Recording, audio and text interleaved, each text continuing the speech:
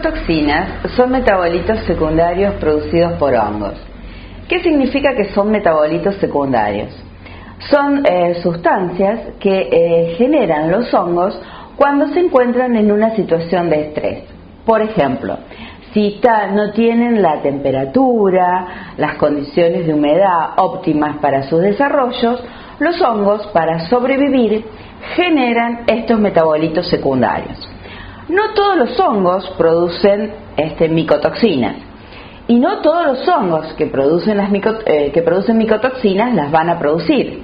Se tienen que dar condiciones para que esas micotoxinas se produzcan. Desde hace muchos años el INTA Rafaela, más de 5, viene trabajando en este tema.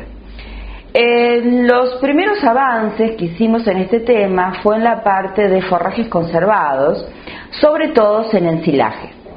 Si nosotros pensamos, los silos son ambientes anaeróbicos, son ambientes en que en su interior no hay oxígeno. El hongo necesita oxígeno para su desarrollo, por lo tanto, hongo en un silo no tendría que haber. Pero la sorpresa es que en los silos encontramos cantidades considerables de hongos y además encontramos micotoxinas. Y es lógico que encontremos micotoxinas. ¿Por qué? Porque si yo confecciono mal un silo, no alcanzo a disminuir rápidamente todo el oxígeno, el hongo que porque normalmente está en el cultivo, no tiene el oxígeno suficiente para vivir y genera la micotoxina.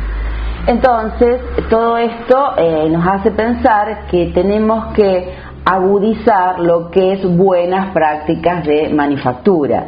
Si existe, nosotros sabemos que para confeccionar un silo tenemos que lograr una muy buena compactación para reducir lo antes posible la cantidad de oxígeno que queda disuelta en su interior, y así, además de evitar el desarrollo de micotoxinas, logramos una correcta fermentación láctica, que es la que va a poder permitir que ese silo se mantenga estable a lo largo del tiempo. Son las micotoxinas que nosotros encontramos particularmente en los silos y en todos los otros alimentos que se utilizan para el ganado lechero. ¿Por qué? Porque utilizamos mucha semilla de algodón, utilizamos expeles, que normalmente se cometen errores como esos alimentos son almacenados en el tambo o como esos alimentos son suministrados. Entonces, las micotoxinas más complicadas para rumiantes son las aflatoxinas, que son micotoxinas producidas por Aspergillus, que son las únicas micotoxinas que pasan a leche. Y después tenemos otras micotoxinas producidas por Fusarium, como son la cearolenona y el DON, y en particular la cearolenona, que produce problemas reproductivos. Lamentablemente, cuando la gente nos trae alimentos a analizar y nos pide que hagamos micotoxinas, nos pide que le demos niveles a partir de los cuales es inocuo o no la presencia de micotoxina.